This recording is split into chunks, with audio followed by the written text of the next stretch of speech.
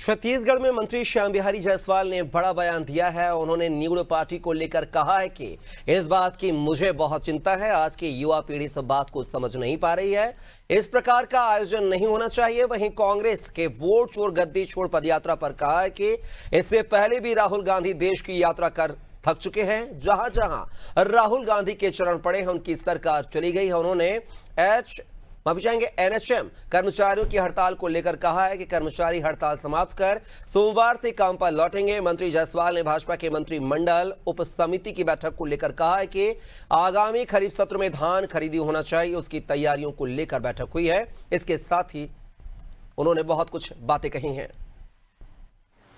देखिए, अब इस बात का मुझे बहुत चिंता है, बहुत दुख है कि आज की युवा पीढ़ी इस बात को क्यों नहीं समझ पा रही है कि हमारे देश में ऋषियों का, मुनियों का, मनीषियों का, संतों का एक देश रहा है, जहाँ माता गंगा बहती है, हिमालय, मानसरोवर जैसा हमारे यहाँ पर्वत हैं, तीनों तरफ समुद्र हैं।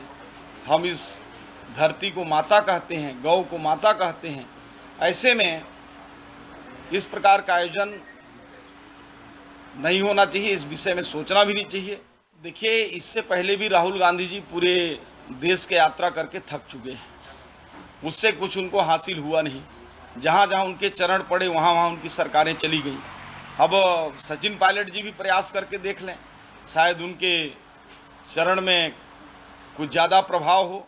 देखिए, एनएचएम संविदा कर्मचारी हमारे प्रदेश भर के जो हमारे भाई बहन लोग हैं, उन्होंने अपनी मांगों को लेकर विगत 18 अगस्त से हड़ताल चालू किया था और 25 दिन से ऊपर हो चुके हैं। लेकिन मैं बताना चाहूँगा कि 18 तारीख से पहले ही 14 अगस्त को जो ईसी की बैठक होती है एग्जीक्यूटिव काउंसिल का, उसमें उनके 10 में से 5 मांगों को स्वीकृत कर दिया गया था और कई मांग तो ऐसे जो पहले स्वीकृत हैं और लगभग हमने सब मांगों को उनका पूरा कर दिया है। और मैं आप लोगों से अपील करता हूं, आप लोगों के माध्यम से, कि चूँकि मौसमी बीमारियों का समय है, स्वास्थ्य अमला का एक महत्वपूर्ण अंग हमारा एनएचएम है, इसलिए एक परिवार भाव के साथ इस प्रदेश के हित में, लोगों के हित में अपना हड़ताल आज ही समाप्त करें और सोमवार से सभी लोग अपने अपने ड्यूटी में लग जाएं। कल मंत्रिमंडल उप समिति की बैठक हुई, उसमें धान खरीदी जो आगामी खरीफ सत्र में होना है उसके तैयारियों को लेकर बैठक हुई और साथ ही साथ जो पिछले साल का जो उपार्जित धान है उस धान का